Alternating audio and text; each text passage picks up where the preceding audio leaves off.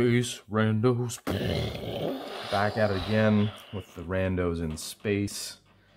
Last time our heroes, well, they're not heroes, our crew, they broke their mining machinery.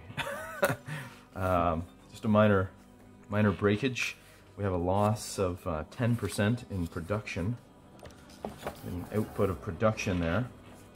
So I'm just going to buy some parts for that. I'm going to pay for 10% of the mining system of this ship. So a system this size is a size modifier of 7, this ship. 300k. Woo! 300,000. I've got 61,000 from my last metals, light metals haul. 10% would be 30,000. Wow. Okay, so we'll take, darn it, the costs. The costs of running your own private trading. I guess this is why not many people are out trading, free trading in this setting. All right, so we buy 30k worth of parts to fix our mining. And okay, so that'll put us down to 31,600 left. And next we're going to need to spend our character points. We got 2 of them, 2 character points for each crew member, so that's fun. Because somebody is going to become the engineer. Who should it be? Okay. Well, we've got Gene Dole here. He's our electrician. So I guess it would be natural to turn him into our engineering whiz on board. He's a smart enough lad with IQ 11. That's funny. So he now is going to spend 2 points in mechanic. Actually, let's just put 1 point in it. Mechanic, mining, machinery, mining mechanic, and let's put, he's got electrician. Let's put, yeah, we'll just give him another engineering starship. Actually, mechanic. Looks like we could use mechanic spacecraft for repairs too. Spacecraft, yeah. We'll put a 1 in that. So these are both IQ average. So 1 will give him a 10 in mechanic mining, and we get a 10. Let's roll to repair on our new skill. So Gene Dole is gonna roll starship spacecraft mechanic. It's got a 10 in it. Newly bought skill. You get a 10. He fails. So he spends the first. Oh, that's not a critical failure. If that was a critical failure, he'd use the parts, think he fixed it, and he wouldn't have fixed it. Okay, so he fails. Takes 1 day. Oh, gee, we're getting close to a critical fail. Days spent. Okay, that's 2 days spent fixing 2 fails. Okay, there's 10, so it takes 3 days. Takes 3 days to fix mining. All right. Well, what can you expect? He's new, right? He's still learning this starship repair. Okay, so we'll remove that minus 10% penalty on the mining equipment output. And that's his skills taken care of. We got 2 points to spend on everybody else. Okay. Okay, let's take a minute here, take a look at these guys. Okay, I think I got this figured out now. Gene Dole, he's our engineering officer on board. He's got mechanic spacecraft at 10, and mechanic mining equipment at 10 now. Over next to him is Jim Crane. He is going to be our comms sensor officer and our merchant. He's got that sweet +2 reaction, so that'll be good for social situations. I'll allow him to use that in buying, selling contests, rolling. So I'm going to give him the merchant skill, so he's got that at 9 for 1 point. He's not great at it still, but he does have a +2 reaction, I guess. He's got electronic operation sensors at 9. Okay, so he's our comm sensors guy. Terry Smith, our rail conductor.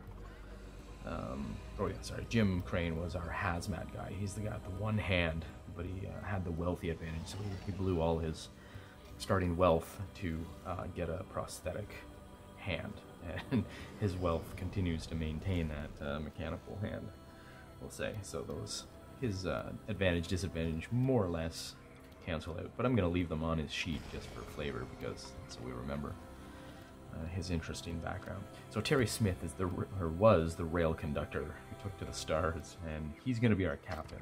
With that IQ of 18, strength, and dexterity of 12, this guy is the obvious star of the crew.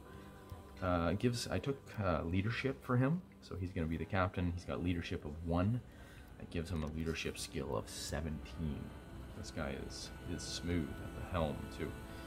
Well, he's not that dexterous, but piloting ship I gave him for 1 as well, and that is skill level 11 now. And last but not least, we have our very fat Tony Gray, the freight handler. He's gonna be our gunner. I just love this guy. This guy's got the coolest, just the coolest character concept, I think, coming for him. So he's this big burly freight handler guy. Used to work in the shipping docks at the spaceport or something. He already had packing at 7. He's not great at it, but he knows how to handle freight. So he's our cargo handler and our gunner. When he's not handling cargo, he's shooting stuff. He's got gunner beams at 13, so he's actually a decent gunner. Our fat Tony has +1 reaction too, so he's a likable dude. He's only got 7 hit points. He is the wimpiest of the bunch, but he, oddly enough, has the highest fatigue points at 18. Go figure. He's a chubby lad, but he's got some good cardio, so he's not what he seems. Okay, so now. Took us 3 days. We're on a 19-day trip. We're 7 days trying to sell our goods. 26 days +3, so 29 days have passed, and I think it's time that we blast off again. Alright, so I'm looking at this star map, our star system, and we've visited A11. A10 is our closest neighbor. It's a hostile, caustic planet as far as we know. I'm thinking of visiting A7 way over here, and on the way we'll hit up A6 as well. So we know A6 is a hostile inferno environment, so that'll damage the ship. We don't have much armor. We can't even probably land there. A7, however, is a wreckage, a battlefield wreck, or debris field, just orbiting out way out there. So I'm gonna go check that out and see if we can find anything maybe worth salvaging. Hopefully we don't run into danger on the way, because we're still not much of a fighting crew here. We do have a gun on board. The ship has a 100 megajoule major weapon battery, 100 megajoule UV laser. So that thing could cut up. That could cut some holes. Burn some holes through some ships if we meet anybody, but yeah, we'd really rather not get into an encounter. So encounters, so all of this is a work in progress, obviously, as I play through it. I'm play testing my little rules that I've made up here and procedures, but I'm thinking every time you come into orbit or pass through a hex of a point of interest on the star map, so a planet or wreckage field, for instance, we will be rolling encounters, random encounters. Random encounters in space include ships, natural events, you know, meteor swarms, or, you know, something like that, dust clouds, something, or monsters. So the galaxy has been kind of overrun a bit with spacefaring large insectoid things. Sort of, I'm thinking things sort of like Starship Troopers, I guess, or StarCraft. It's a great computer game. So we haven't met any of that, thankfully, yet. But I don't think we want to, because our ship is not huge. We have an 85-foot long ship. It can house, it can keep 5 people, cramped, and there's only 4 workstations on the whole thing. So there isn't even extra place for somebody to sit and, like, at a console, at a workstation. Okay, so here we go. Blasting off. Let's count up our distances here. We're at A9, back here at Homeworld, Alpha 9. 1, 2, 3, 4, 5, 6, 7, 8, 9, 10, 11, 12, 13, 14, 15, 16, 17, 18, 19. That's actually 18. I counted the wrong way.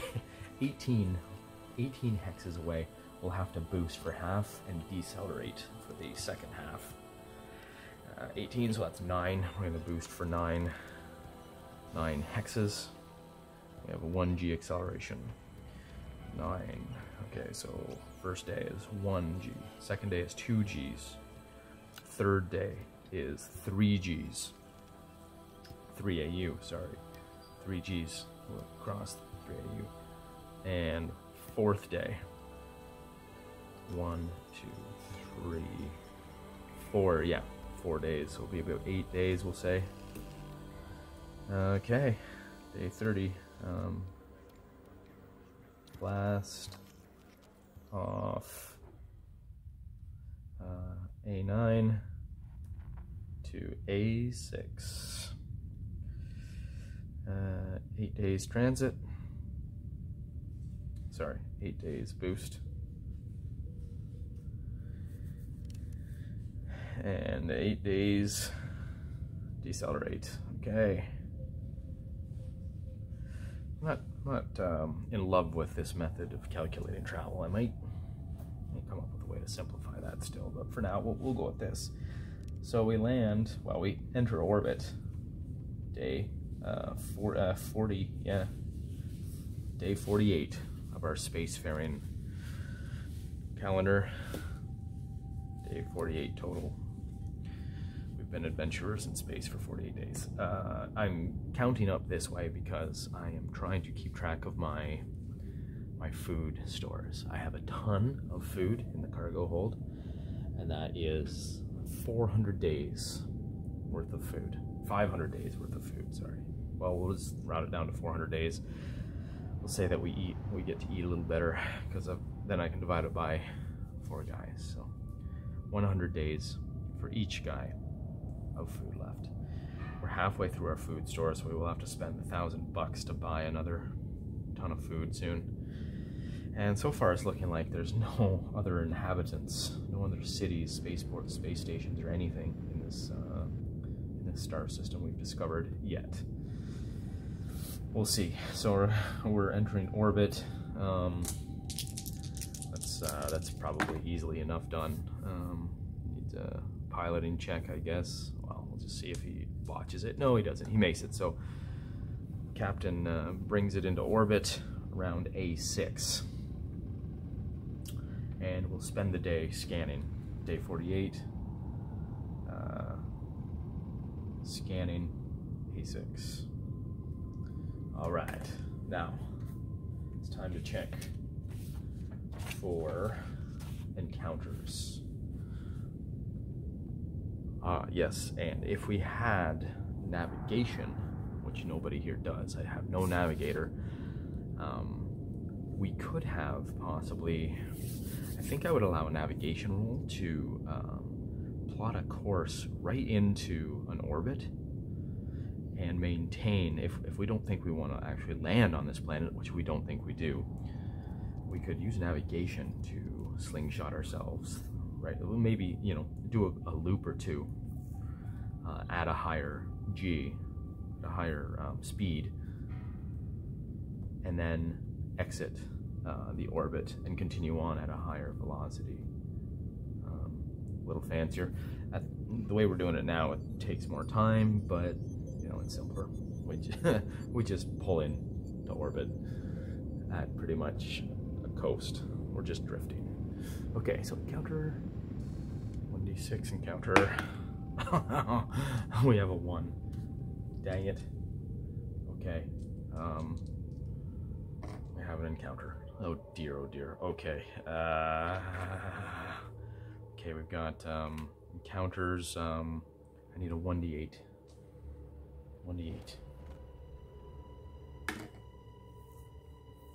4. That's a natural threat. Storm. Oh, dang.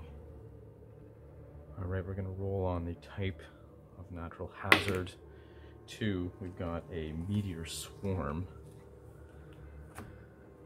Okay, that's not great. Meteor swarm. Okay, so I'm gonna roll a d10 to find the modifier. Oh, that's not good. Okay, 5 and 4 and 3 would be minus. That's -3 to sense it coming. We'll use our sensor comms officer here, Jim Crane. Gonna see how much warning we get using his sensors here. Sensor skill of 9. Oh man, he makes it. Oh, but he has a -3, so he has 9. He needed to make a 6, and he rolled a 7. So he fails, inflicting a -1 penalty on the. We still get a chance to kind of pilot our way through this before we take damage. So we've got a -1 inflicted onto our pilot check. So he needs now he needs a 10. Oh, yeah, with the -3. So -4 now he needs a 6.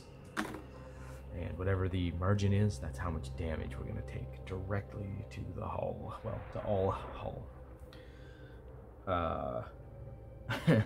So we needed a 6. I rolled a 9, so we take 3 damage. That's not bad. 3 damage. Okay. We can live with that. It's not going to put us in danger right away. 3 damage as we bash our way through. This wasn't meteorites, this was meteors. We'll double that. You know, meteor swarm, so 6 hit points taken off. Oh. Okay, so we've got 50 hit points on the hull. We've got 6 damage incoming that we failed to maneuver, dodge around, whatever. So anything under 10% of the hit points in the hull will not disable a system. Unfortunately, 6 damage is over 10%. So whatever we hit, okay, so let's roll to see which section gets hit by the meteor. Second section, so that would be the midsection. Do we have armor there by any chance? No, darn right. We only have armor in the aft, in the back half, back third, and we have a DR-15 back there. So we would have been all right if we had been bashed by a meteor in the back end. But, this ship is made for running. All the armor in its hind end. Okay, so we take we take a meteor to the midsection, and it's going to disable whatever I roll. Now, before we roll, let's have some fun here. We'll take a look now. We have 4 fuel tanks on board, full of metallic or liquid hydrogen for our jump drive. We don't know how to navigate enough to use that jump drive yet, but we can jump out of this star system once we get the ability to figure out how to plot a course. However, we've got 2 hydrogen-filled fuel tanks, and we're going to call those volatile. 3 of them in this system, or in this hull. We've got a star drive, 3 fuel tanks, and an engine room, and a habitat. One of these will be disabled. 4. The engine room. Oh, space, man, it's no joke. It's dangerous out here. Okay, so we get smoked by a meteor as we're trying to dodge through this incoming swarm. Captain Terry Smith is at the helm. Couldn't quite get a heads up from Jim Crane, who's at the sensor console. Couldn't get the warning of it incoming in time. Fails to dodge. Takes 6 damage right to the hull as a meteorite rock bashes in. So we're down to 44 hit points. Bashes into the engine room and just disables it. That is the engine room attached to the star drive. Or is it the power plant? No. Yeah, that's attached to the star drive and the front engine. Okay, so we can't do repairs on the other engine star drive until we fix out engine room. But no dangerous loss there. Immediate danger, anyways. Great. Now we gotta fix that engine room. That's gonna cost money. Okay, so this has already been a failure of a trip so far. Okay, and I'll just make a star log, captain's log of that. Log entry, natural threat, meteor swarm, 6 damage to hull, disables engine room. That's really cool, so I can picture these guys just thrown off their chairs almost during when they impact, and it just caves in the side of the ship right into the engine room. Now it's disabled. It's not destroyed, so it just gets kind of wrecked, dented in. No threat of decompression or anything like that. Yeah, and we get out of that. Okay. Well, that was interesting, now, wasn't it? We get out of the swarm, meteor swarm, and we spend day 49 in orbit. Day 49, orbiting A6. Scanning. Alright, now, do some scanning. I don't know if we even need to really roll. We're taking our time here, so. Well, he makes it anyways, so we'll say that's a pretty thorough scan. At this point, we roll to see if there's a point of interest on or above this planet. Point of interest is going to be one of many things. Let's see if there's one first. 55% chance. We have a 57. No point of interest. And we will. Well, since we rolled so well, in the same day, we're able to scan for natural resources below. 50% chance of that. 48, yes. We do find natural resources. And what might those be? I don't think we can get them anyways. But, let me refer to my list here, my table, and roll 3d6. 14 gives us a... I would find industrial metals down there. Very interesting. Okay, find industrial metals. Resource. Find industrial metals. So that would be steels, irons, stuff like that. Maybe lead. No, that'd be a heavy metal. That's a different category. Okay. Alright. Let's take a look at this planet. Right, so this being a inferno, this is an infernal planet, infernal atmosphere. Will be about 3d6 rule for this one. What's the size of this place? This point. 6. That was on a D8. Yeah, so that'd be about 3d6 damage sustained. So as soon as we get, that'll start damaging the ship. Once we roll a 10, roll a 10 or above, which isn't, yeah, actually it's 50% of the time on 3d6. So yeah, every space turn, so every minute, in that atmosphere, we'll be taking 3d6 directly to our hull. We have some armor on the back half, once again, but man, if we had armor all over the ship, we could maybe take that on for a while, but I don't think we can handle it with the midnight sun. So let's continue on to A7. We'll leave orbit. Okay, day 50. Leave orbit to A7. All right, now we've got 1, 2, 3, 4, 5, 6, 7, 8 AU to go. We'll blast. We'll boost for 4 of those. 1, 2, yeah, 2 and a third of a day. 2, 3. So we'll get there in late on the 4th day, say. 4 days. Boost. 2 days. Okay.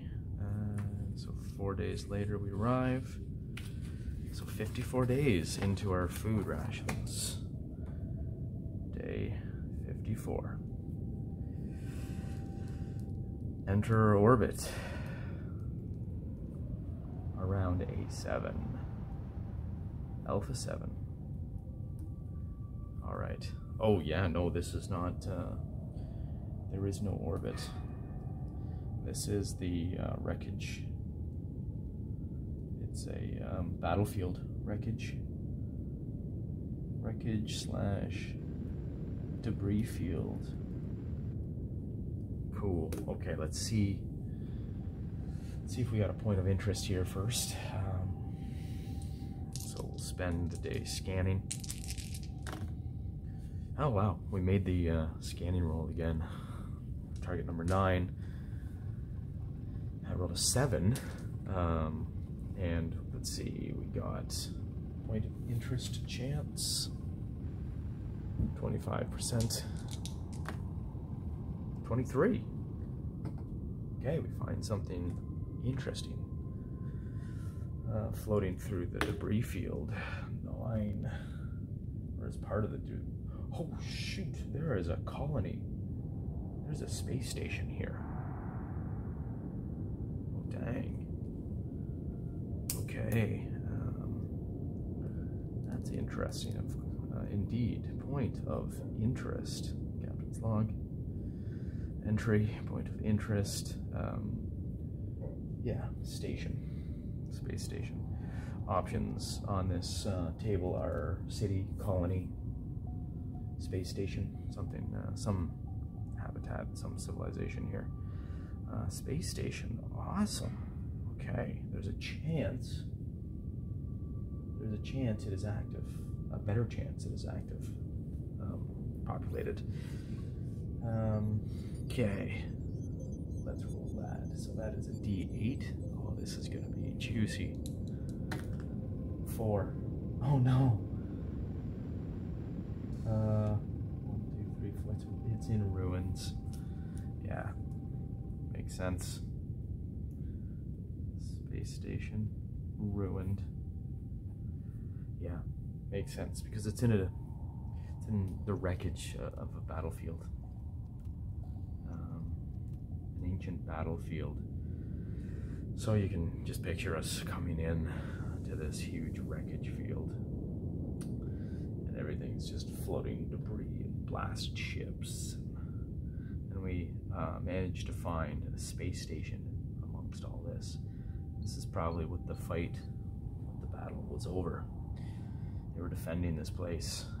They obviously lost. It's kind of sad. We have 25% chance of encounter. Did not. Let's see if there's no natural resources other than the wreckage field, so we gotta start. Well, this is interesting enough to investigate. We've come all this way, so I think we need to start looking into salvaging. So this is actually, because the setting I'm dreaming up is there was a golden age, galactic golden age, ubiquitous high technology across the galaxy, blah blah blah, fell into disrepair, chaos. It's long gone. Small pockets of isolated civilization remain, obviously, like my homeworld, but these places are few and far between, and the galaxy is just littered with ruins, wreckage, lost tech, space monsters, monstrous AI, stuff like that. So this is where I think we go and investigate this ruined space station.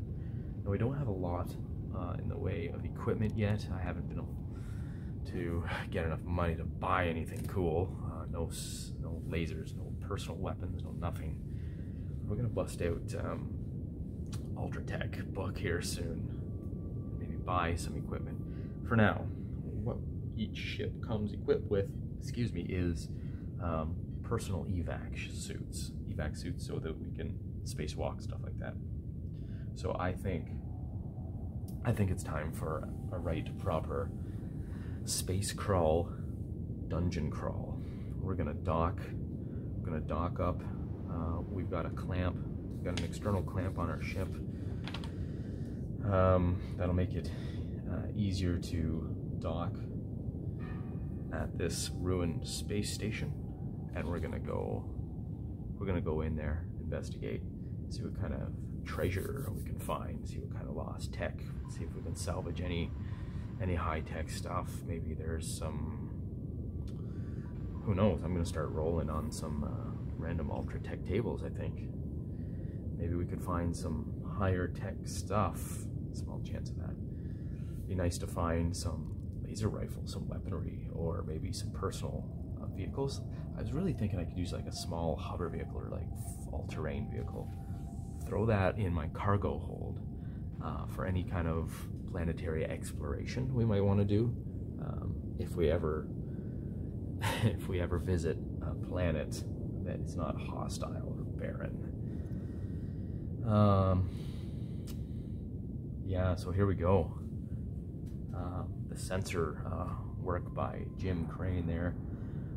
Our one-handed hazmat man found the space station, so his job is done. It's all up to Captain Terry Smith to pilot us in. So we'll just, it's gonna take all the time. He's got all the time in the world, so as long as he doesn't totally flub this. So he makes it, he rolls a 9 under 11, and we attempt, and we successfully dock with space station. We should be able to get right into a hangar, or what's left of one. Space station hangar, and so there's no, probably no gravity on here. We'll say there's definitely not any gravity for this one. So we'll use external clamp.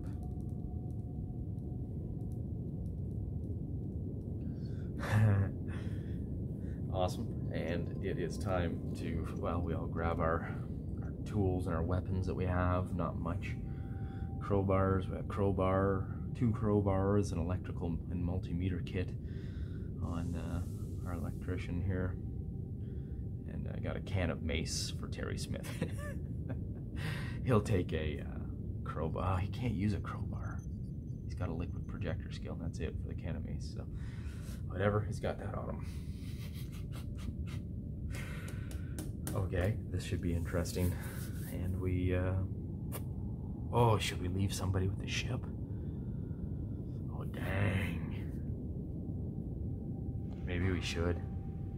We'll leave the captain pilot on the ship. That's what we'll do. Since he doesn't have a decent weapon anyways, everybody else has some slightly more useful skills in there anyways. We've got our engineering. You can maybe turn on stuff or open doors and stuff. Jump stuff, something like that. We've got our comms operation guy, so we can work the electronics if we find anything. And we've got a gunner here. He does that much. Okay, now what are we gonna do? We gotta generate some space dungeon. So just to paint the picture before we do the dungeon layout in the first room, the gang everybody has a civilian vac suit, tech level 9, so we don't have the good stuff. We'd have to pay for that, and these are worth 10,000. The good stuff is worth, interesting, 5,000. And they are, a vac suit covers the whole body, a rigid removable helmet and life support pack. Suit has a backpack, mounted life support system, good for 12-hour air supply. It's got a biomedical sensor in it, so if somebody dies in the suit, we know. And pressure support up to 10 atmospheres, radiation support PF2, so I think that's up to 2 rads or something. I don't know. Look that up when we need to. And it gives a DR of 6, so you know, we're not well equipped going in here, but we can survive for 12 hours at a time. So we'll go in, flashlights, go into this open to space ruined hangar bay. Flashlights and crowbars in hand. Alright, let's get it on. Alright, we got Gene, the muscle of the group, 15 strength. We've got Jim, secondary muscle, 12 strength. Pretty tough dude too, 12 hit points. And then we've got our weakling, Tony. Big Tony, strength 9. These 3 come off the ship, so the ship is landed in the hangar bay. These guys have to carefully, tethered to the ship, spacewalk. 0G, free fall, no oxygen, vacuum, the whole bit, so it's just open to space. So we'll say they are unhindered. This being open to space, there's not going to be anything to encounter here. These guys come around. They manage to get to the main door. Now, they get to the main door to get out of the hangar bay into the rest of the space station. They have to... okay, so we check the door. D8 to see what the state of the door is. 1 to 2, it's actually open or operational. So they managed to open that. That was easy. So it would open up, and now we generate the dungeon ahead of them. There we go. The usual die drop method. Oh, that didn't spread much, but that's alright. Okay, we got quite a clump in the top left corner. Alright, and then we just start writing these down as they are positioned. Now I'm going to take a quick look here. Maybe I'm going to want to flip this orientation a bit. And we'll just keep it like that. Okay, so, and we'll record these, this layout. And this will be the, basically the deck plan for this level. Well, part of this level. If there's a 1, there is an area change. Looks like we've got 2 area changes, so that may be, depending on the die roll, that may be a area change on the same level, just goes to another part. Or if it is a D10 or up, it's a level change. So we've got a 1 on a D4 and a D6. That is this one is in the middle, so this one will have to be a deck change. So there's like an elevator there. But we've got a level 1, a level change here, so we'll expand up that way. So let's just start by recording these bad boys. So we've got an 8 on a 10, and then we've got a 1 rolled on a D6. We've got an 8 on an 8. Oh boy, that's interesting. We've got a 6 on a 20. We rolled a 4 on a 10-sider. And we have a 12 on a 12-sider. That's interesting too, isn't it? Every time you roll a max die result, that's a lair of some sort. There will be a monster there, a hostile something. Monster. Space monsters are cool. 4 on a D6. We've got an 8 on a D8. We've got an 8 on a D12. A lot of 8s. Another an 8 and an 8 on a D20. A lot of 8s. And 8s are, we've got 4 8s on this level. 5 8s, and 8 rooms are mechanical rooms. Very cool. Mechanical rooms. That's interesting, isn't it? Okay, so we've got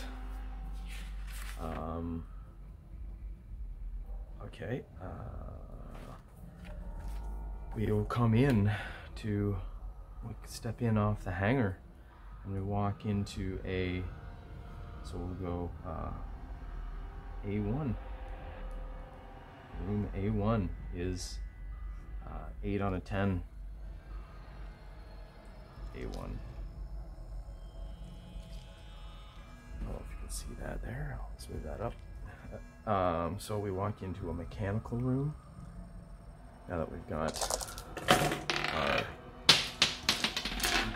dungeon area mapped, let's figure out what this room looks like. That looks like I need a D12 there too. 12. So we step into A1 after opening the door. Drop dice again. Using the good old table for room generation. So we know it's a mechanical room. Mechanical room. And our furniture, furnishings. Oh yes, I did forget to drop another die for area feature. There's a common feature among this all these areas. Oh no, infested with vermin. Okay, there we go. Vermin infested. Now depending on the layers we find, we might find out what kind of vermin that is exactly. Just normal rats, some mutated rats, some strange mutated monster vermin, or maybe space vermin. We'll see. Okay, so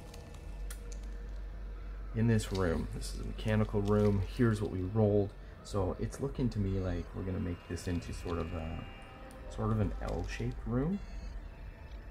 Thanks to my dropped die roll there. And we're just going to go down the list here. Interior wall partition or elevation change. So on this side here, we've got the steps up, and there's like a gangway, little ladder up. Cool. Okay, 11. Window viewport. Okay, yeah, so there's a viewport kind of here. We'll say that's into the hangar where we entered. So this would be actually kind of turned like this, yeah, not important. We can see a hangar from this room, that's all that's important. 6, we've got a 6 on a d6, so that's a max die roll in the room. We've got company. We've got a 4 on a d4 in the room, so that's two monsters side by side right in that corner, right in the northeast corner. We've got a 1 on the d10. What does that get us? Just trash, rubble, and debris. So this kind of side is just kind of, there's something ruined here. The wall, the ceiling's kind of caved in a bit perhaps. What's important is that that is rough terrain now. Window port, yeah, we've got the window. 3 is a pillar, bulkhead, or structural support. So we'll have like, structural support down here. We'll put it right in the center of the bottom of the L of the room, and we've got an H, or an 8 on the 10. That's storage closet type facility thing. So we'll just put that whole bottom part is kind of 2 little storage closets. So interesting.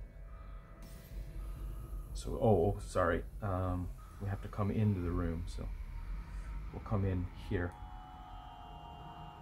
Here's the doorway. This is no longer, this can't be the storage closet. The storage closet is the bottom lower left. Okay, so we open up the doors. We come in with our flashlights, and in here, I guess the room is more or less kind of lit. Auxiliary power or something is on. And we encounter some nasties. Let's see what we got. D20, 14. Okay. So for now, I am just converting on the fly as usual. The good old Beck-Me dungeon random encounter tables. And I just rolled a 14, which is an orc. Very fitting. We have encountered some space orcs. Now, the idea of this setting is there was, okay, so during the wars and after the fall of the Empire, there was a lot of, just say there's a lot of biological and chemical warfare, and a lot of horrible mutations caused amongst populations, and a lot of humans over the hundreds of years since have mutated, degenerated. They've changed a lot of negative ways.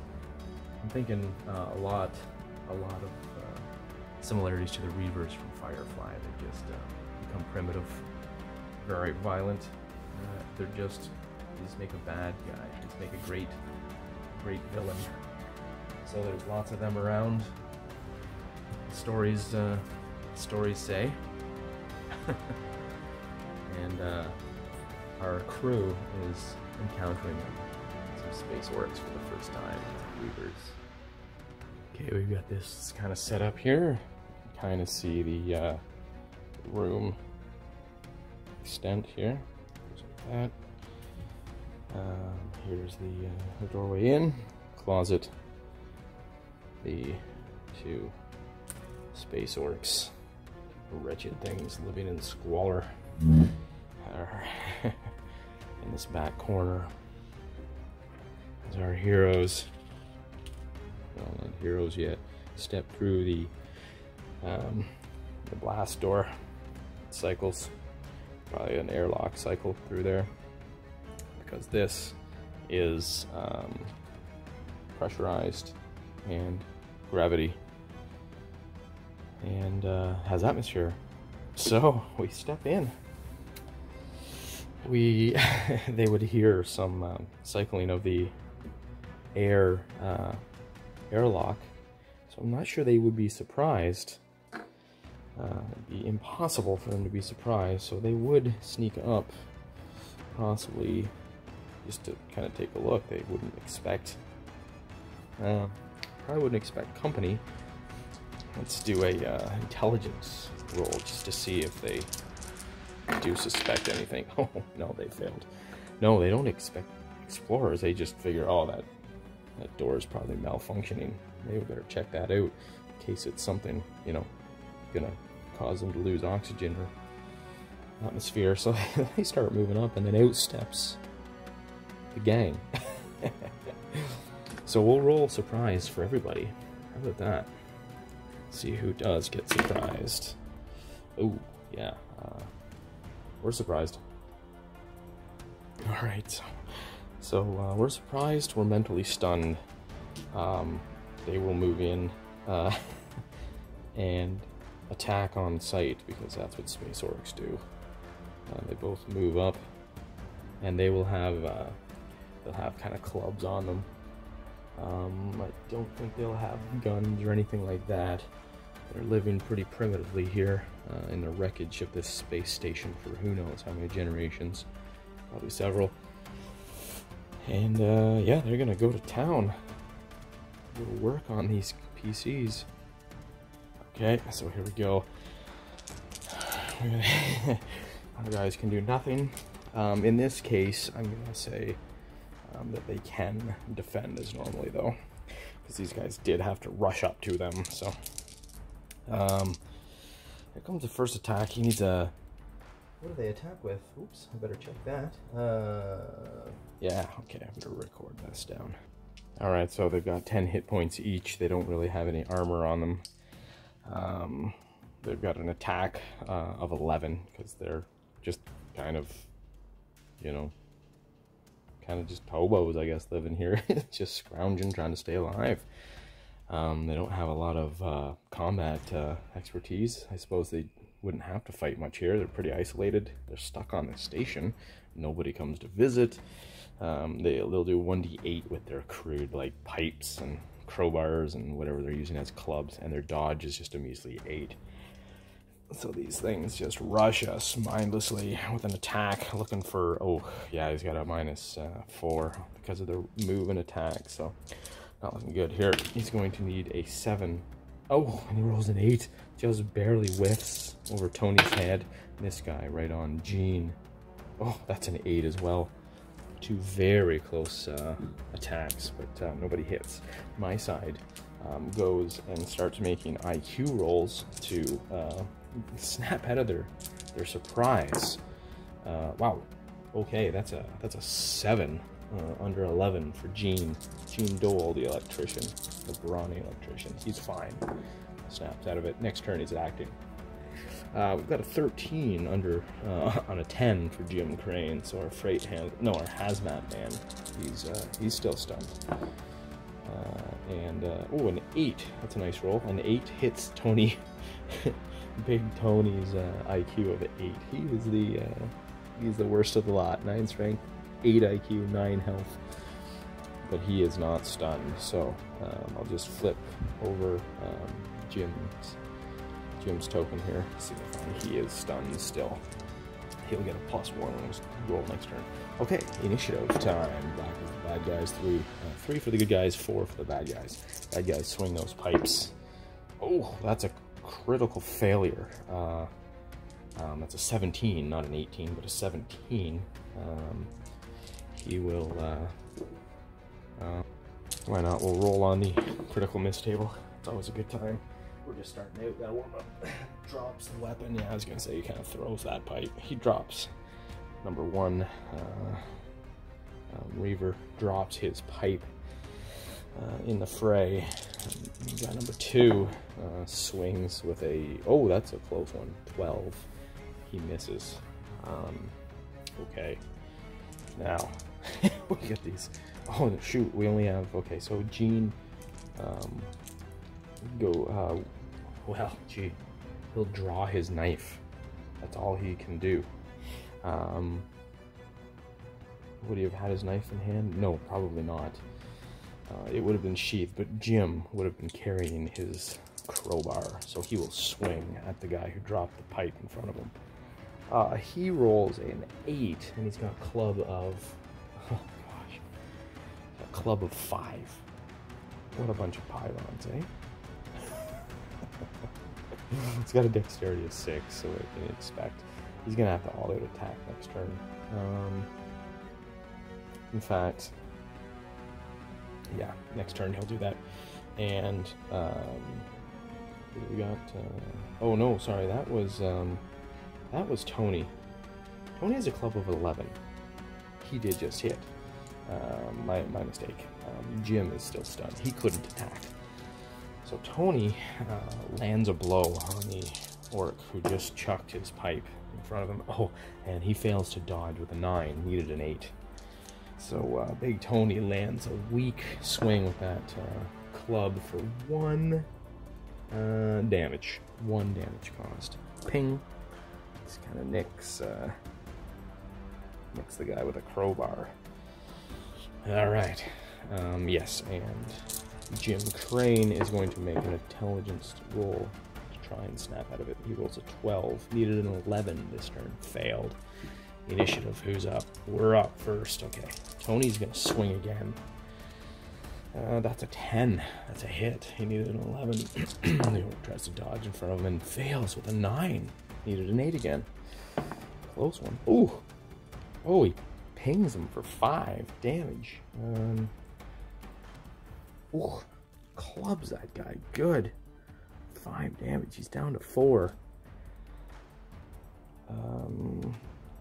5 damage, eh? That is enough to force a health check on that lad. Oh, and he fails with a 14. He is down and stunned. He didn't have a weapon on hand anyways, so he might as well lay down. And Gene, now with his knife, will take a... Ooh. He will take a slash. He'll take an all-out slash because he's feeling confident with his DR6 spacesuit. That these guys with their 1d8 clubs won't do that much damage to him. So he's gonna all-out attack with a +4 to hit. Make sure he does. I'll give him a 16 to hit. Actually, he's gonna go for the vitals. He does 13 or less. Going for the vitals, 13 or less. And he rolls a 13. Oh, knifes the orc right in the vitals. Orc attempts to dodge, of course, and fails again by 1. These guys are just unfortunate. Gene Dole has a 15 strength, so he's thrusting with a 1 die. 6. He rolls a 6. 1d6 plus 1, and the knife is just thrust, so he does 7 damage, double to impaling. Gene just takes that guy out in 1 stab, just guts him. Dead.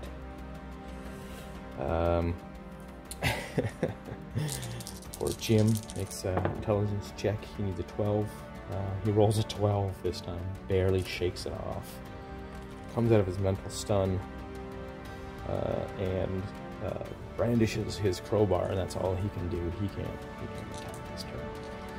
This guy who's on his back and stunned tries to recover, and he does so. So he wakes up and gets to his knees. And these guys will probably, let's roll initiative. Probably just, oh, 6s. Yeah, it's tie goes to the winners. Tony brings down the pipe. 11, that's enough to hit. He needs an 11. Guy tries to dodge. He does have a negative while he's on his knees. Yeah, no misses. He fails by 1. Yeah, by 1 again. A weak swing from Tony. Oh, with a 5 again. What do we got there? That is a swing. Yeah, so that's just a straight up 5, and he brains him. He kills him. Wowee, that's 2 orcs. 2 reavers. Dead.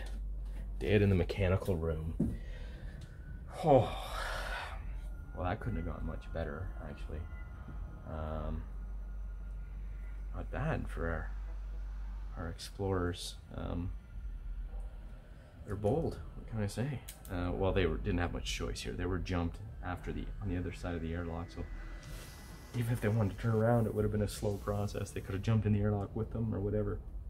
So that is 1 character point for the win. I did forget also to record a character point because we orbited the, oh yeah, because we found the point of interest. Not because we found the point of interest, but because we found the, actually, yeah, because we came to the debris field. We explored or mapped the debris field, and we get a character point for finding, or for visiting A7. A6, sorry. Yeah, the orbit to A7. Yeah, so we get a character point for scanning A6 planet, that hostile planet. Then we came to A7, which was just a debris field, but we found the point of interest in it. Another character point. And yeah, another character point for a successful combat. Okay, now what do these guys have on them? Not much. All right. Well, we're in this mechanical room. There's probably like steam pipes and wires and conduit everywhere. Yeah. Let's continue on exploring this place. I have high hopes for the contents of this space station. It's ancient. It's not completely obliterated, I guess. So we might be able to find some tech, some salvageable tech or something. Just getting it out of here might be the hard part. Okay, so this was A1. So this will connect to, so we've got a doorway up here and a doorway here. So this will go to A2, this will go to A3. We'll make this A3, and this will be A2 on the overall layout of the station. So which way will we go? That's a good question. Let us roll. 1 to 4 is A2. Yeah, we're going straight up to A2. All right. We go to A2. Check out the door. What kind of door we got? Or what's the state of the door, anyways? It is the door is opened. Well, it's shut, but it's not. It's functional. It's not locked. It's not stuck, jammed. Okay. Let's generate A2. You're gonna need a D6 in there. D10s. Got a couple D10s which we don't need. D10, D12, 8. All right. Here goes.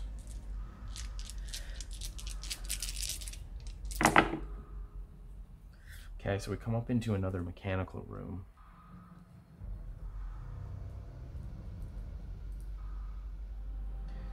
And this one's more or less just kind of a squarish room.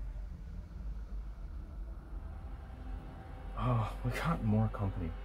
2 more max die rolls. So we come in, we step through the doors, they open up, they're functional, and right there are 2 more bad guys. We'll see what these are. The chance that they're vermin, because this place is infested, according to my previous roll. Storage, closet, furniture. So, yeah, so this is more another storage right here in the corner. Oops. Oh yeah, we should have checked the storage closet in the other room. We got to do that. Check that out. Storage here. Might be some tools or something. storage in this room as well. It is storage of a mechanical room, so it's probably nothing too amazing. Some pipe wrenches and things. We'll see. We'll roll on the random tables here. We've got some luxury item in the corner here.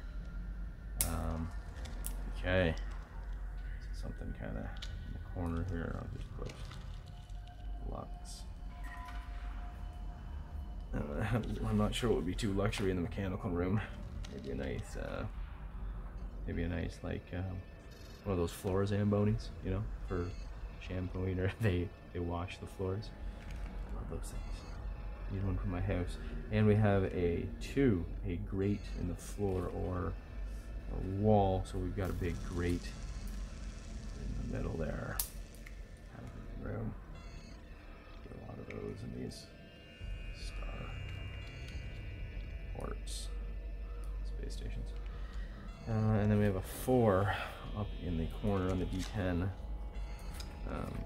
Yeah, okay, so that's just room appropriate furnishings. So that's like pipes and conduits kind of around this back corner. A big one here goes in. All right, and then panels and things all over this room. Now this room would have, looks like we, so it goes to 1. Room 1 is an area change, so that's down. That's the area change. Okay, so this has a room, or a door, straight up. And that's it. Now, let us see what we're facing in the way of adversaries here. Get us a D20 roll up in there. Goblins. Okay, so this is more of the same monster types, just they're smaller and weaker than the other brutes we faced. All right, so space goblins. Man, we're not getting a break. First 2 rooms, 2 goblins. Yeah,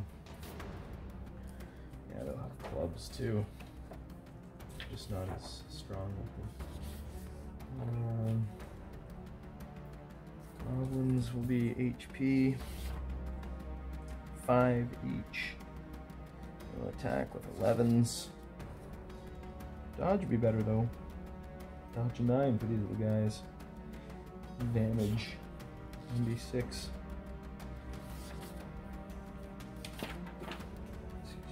Okay. Here we go. So we just walk in and see who's surprised. Nobody's surprised. Actually, we'll just say nobody's surprised, and we'll roll initiative, and they get the initiative. Okay, see 3 intruders waltz in, and they're outnumbered right off the bat, so let's see if they win. Morale check. No, they're gonna succeed. Morale is 7, so not good morale. They rolled a 3. 3 on a 7, so they stick around. So they do have the initiative. They will attack. Let's set up a little bit of a map here, a battle map. All right, so here's our little setup. The closet will be just a small area here. Oh yeah, this is a little tight, isn't it? Let's just make this room a little bit bigger. And we'll just ignore this wall down the middle. This is the room. We step up in. So the guy has a closet right here and some luxury item over here. The eraser. And then there's the door out of the room. So yeah, so the goblin takes a swing with his kind of club that he's just kind of got laid around. Oh, and smacks. Who will he smack? 5. Number 1, so he goes right for Gene, or Beefcake Gene. Has a dodge of 9. He's decent, that guy. That's a good character. And he rolled an 8, so he does manage to dodge out of the way. Okay, this guy will Step forward. No, this is the closet. A step like this and attack Jean as well. And that's a 12, misses. Oh, these guys are little. These guys are small enough. He gets a +1, so that is a hit. Jean will have to dodge again with a -1 this time. So he already dodged once, and he fails anyways. Jean takes, well, 1d6. His armor will absorb that. Actually, he's got flexible armor. Oh, it doesn't matter. It's still good for 6. Still good for 6 unless he gets 10 damage on him somehow. Okay. These guys, he whacks them and sees that it doesn't even hurt Jean. That's going to force... Maybe not yet. They're going to think about retreating. See what happens on this combat round here on the attack. Counter-strike. Okay, Jean is going to attack the one up here. So he'll step up. The rest of them will file in. There goes Jean's shot. He's going to all-out attack. He's got nothing to lose. So he'll stab with his knife. What does he need to hit? He's got a 12 knife. He's a 16, and he's... Okay, so he goes... Yeah, he gets a 13. Yeah, he could have vital strike. That's okay. He's got to dodge a 9. No, fails. So here comes a vicious stab for 6 damage again. Jean is just a killer. So 12 damage on the 5 hit point. Degenerate Reaver, the Goblin Reaver. Jim Crane, he'll put in a swing with his crowbar. He's got a 5. He's gonna have to all-out attack most of the time, so he rolls. He's got a +4, so he rolls a 9. He needed a 9 with his all-out attack. That remaining goblin, this one's dead, will try to dodge and fails. Alright, Jim gets a 4. -1 +1, so 4 damage. Ping. Just smacks that goblin down to 1. Yeah, they're going to retreat if they survive this. He makes a health check and fails. It's an 11? Yeah, just have a 10. He fails and he's on his back. Drops. And then Big Tony. Big Tony takes a swing. He's going to all-out attack while he's got him down and finish him. He's got a club of 11. +4, so 15. Yeah, he hits. Goblin is down and stunned. He's got a -4 to his dodge. He fails. Big Tony smacks him for 4 damage. What is that? That's 4 damage straight up. Yep. Finishes off that goblin. Wow, there's another character point. So we're just getting mean here. Wow. Can you picture this? We just walk into an abandoned ancient space station. It's half ruined. It's apparent from the outside. It's in ruins. We come in and find some functioning lights, an atmosphere and gravity. Go into the first 2 rooms and we find just squatting reavers. Weird. They attack us on sight. We go to work with our crowbars defending ourselves and being the aggressors here, in this one certainly. And yeah, we just take them down. Just no mercy. Those things aren't really probably going to want to negotiate, but you know, never know. Okay. Alright, so we've got now, I just made a couple connections on my map here. The hangar entrance had 3 doors. I'll just go by the picture on the map I had. It looks like, yeah, well, we won't investigate where the other ones led, but I just connected the hangar room on the web diagram there to connect to the 3 first rooms on the die drop of the layout of the first area. So, okay. We are going to investigate the closet and then go back a room and investigate the closet as well. So we'll check the door. This isn't anything too sturdy, this door, so it would be 3 on the door check is it's stuck. It's shut, stuck. And we're gonna have to pry that open. Now we do have crowbars for just such a job, so we're looking at take us a turn. So it's been about 3 turns. Every time we search something, it's old school. This is OSR rules. Every time we search something, it will take a turn. Every 3 turns, I roll random encounter. I roll under 15 of big tough G in there with this 15 strength. I roll a 14, just barely. So he, oh, I do have to see what the modifier is. Sorry, D10 to find the modifier. That's an 8. So oh yeah. So he gets a +3. Pry that open, and they get inside. Now, in the closet there, what do we find? We find, so I'm going to use my typical randos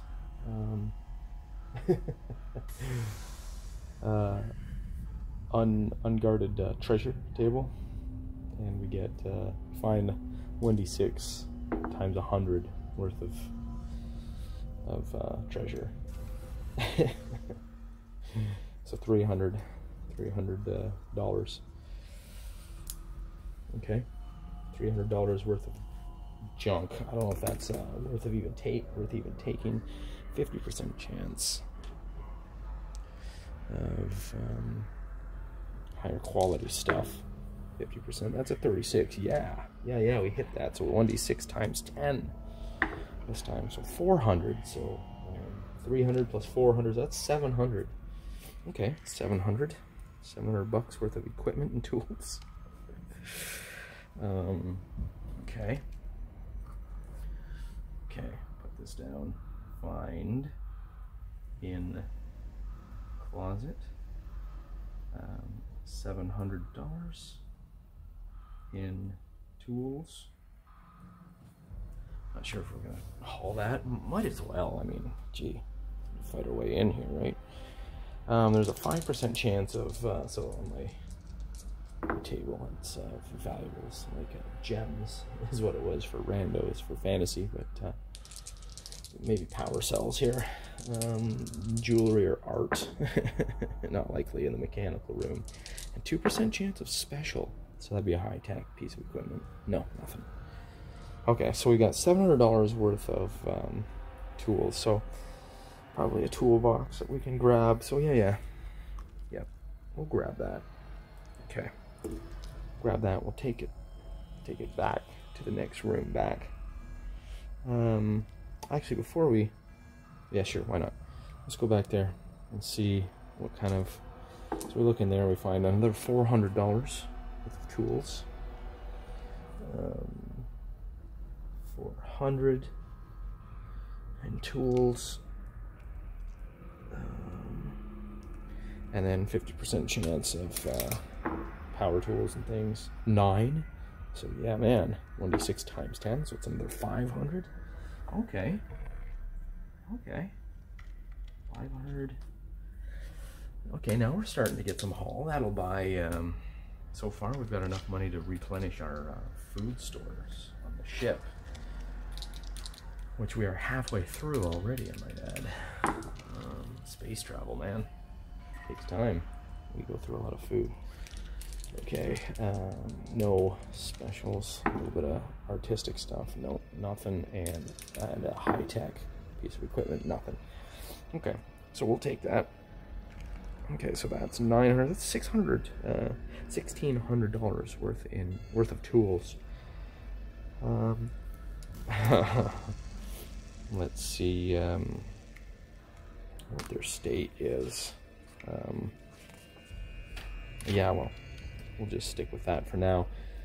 They probably weren't used for anything much. Well, they probably were kept there and possibly used by the inhabitants here, the squatters, because they do need to do some maintenance from time to time, whether they can or not.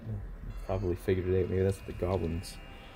Goblin class is typically we're going to translate that from the fantasy world. The goblins are the smart tinkerer types. The orcs are more the brutes, the guards, the fighters, the meatheads. So yeah, maybe the goblins were down in here just kind of doing some maintenance. They're hitting us with wrenches. Okay, so we've checked out both storage closets in the mechanical rooms. We've got this door to go through, and back in A1 we have a door heading east. East. East is a little different in the in the space. East with in accordance to the galactic center, I guess. Eh? Okay, so we'll go back to A2 and investigate this luxury item, luxury furniture. Okay, so let's just take a look at what this could be. Yeah, alright, so this is a luxury item, and I'll bust out our trusty Ultra Tech GURPS, and this is the mechanical room. So we're going to tour on down to this section here, tools and construction. We're going to roll randomly. This will be a luxury toolkit, worker robot, or heavy equipment of some sort. So it's 1 to 3. So this is going to be heavy equipment or salvage gear. Page 87. Let's just take a look in there. I love this kind of random rolling. You never know what you're going to get. Okay. Anything appropriate? Alright. Looks like our options here are sort of large-ish furniture type heavy equipment or tools. Candidates are a fusion torch. So that's yeah, like a big welder, I guess, basically. That's worth $2,000. Or a portable tool, portable workshop, elaborate version of a portable tool kit, heavy toolbox or backpack, yeah, elaborate version of that. It's good for emergency repairs. And then the extreme luxury would be the robotic workshop. So it's got some automation built in. So let's roll a D6. And we got 3. So that is a portable workshop we find. And that is worth some money. Let's just take a look here. Most workshops for armory, electrician, mechanic, or machinist skills are 15 grand. 200 pounds. Okay. Yeah, man. So we're going to take that. So we find a portable workshop worth 15,000. Cool. Yeah. Okay. So that's... make a note of that. Portable workshop. And that is 15,000, and that's quite high tech as well. Wouldn't have much of that kind of stuff back home, probably. Maybe a bit. It's still rare enough that we're gonna... Okay, so that's 200 pounds. We'd easily be into a couple £100 worth of tools. We're gonna haul out and take back to the ship very carefully. Now we do have that problem of 0 atmosphere, 0 G back in the hangar bay. So we do have the robotic arm on the ship. Let's just take a look at that. Robotic arm. Now that would be spacer skill. So we've got Terry back at the ship. He's going to use his spacer skill. He's got a spacer skill of 16, man. So he's no joke on a stick, man. He's a stick jockey. So he'll make a roll to assist, because as the guys bring all this loot through the airlock to the to the vacuum of space, it'll try to just kind of start slowly drifting, floating away. So not going to be too big of a deal, but they can, besides kind of just pushing off, they can try to tether again, I guess. They would have hooked their tethers to a handle or something near the airlock. So they can reclip and then just reel themselves in over to the ship, carrying stuff. or maybe they can just actually. We've got Jim Crane. He's got packing. No, it's Big Terry or Big Tony. He's got packing. Well, he doesn't need to make a roll. He's got packing, so he'll lash this stuff all together in a bundle. And with that previous roll there with the robotic arm, Captain Terry will robotic arm snatch that up and bring the payload on board. So that's, you know, half 500 pounds, maybe quarter of a ton. We won't even mark that off yet. That's just small peanuts on the cargo hold of that ship. Wow, not bad haul. Okay, so the lads, nobody's been hit or damaged or hurt. So far there's no survivors who have ran off to inform the squatters, the natives, whatever they might be, of our presence. So I think we should, we're going to turn around and go back in. This has been pretty profitable so far. You know, within an hour or two, we've managed to get ourselves a couple $1,000 worth of goods. All right, here we go. You know, it just occurs to me that portable workshop that we just found, we could really use that on board, because I do have a relatively new starship mechanic in Gene Dole with a skill of 10 repairing that ship. So those tools would give him a +1, I think.